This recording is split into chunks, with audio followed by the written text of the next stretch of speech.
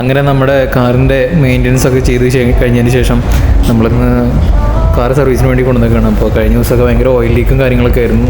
ഏകദേശം 10-14 വർഷത്തെ പഴക്കമുള്ള നമ്മുടെ വണ്ടി ഓരോ വർഷം കഴിയുന്തോറും നല്ലൊരു മെയിൻ്റനൻസ് വർക്ക് ചെയ്ത് കഴിയേണ്ടത്. അപ്പോൾ അത് കഴിഞ്ഞതിന് ശേഷം നമ്മൾ ഓയിൽ ലീക്കൊക്കെ ഉണ്ടെങ്കിൽ പെട്ടെന്ന് പോയി വാഷ് ചെയ്യണം.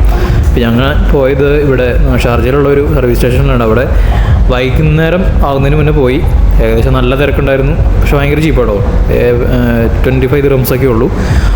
4 ടൈപ്പ് വാഷിംഗ് ആണ് ഉള്ളത്. ബോഡി വാഷിംഗ് ഉണ്ട്, പിന്നെ മാനുവൽ വാഷിംഗ് ഉണ്ട്, ഫുൾ വാഷിംഗ് ഉണ്ട്, ഡീസൽ വാഷിംഗ് ഉണ്ട്, സ്റ്റീമൊക്കെ ഉണ്ട്. നമ്മൾ ചെയ്തത് ഫുൾ ബോഡി വാഷാണ്.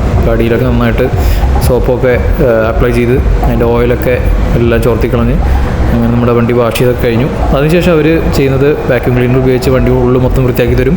പിന്നെ പോളിഷൊക്കെ നന്നായിട്ട് ഡാഷ്ബോർഡിലൊക്കെ അടിച്ച് തരും.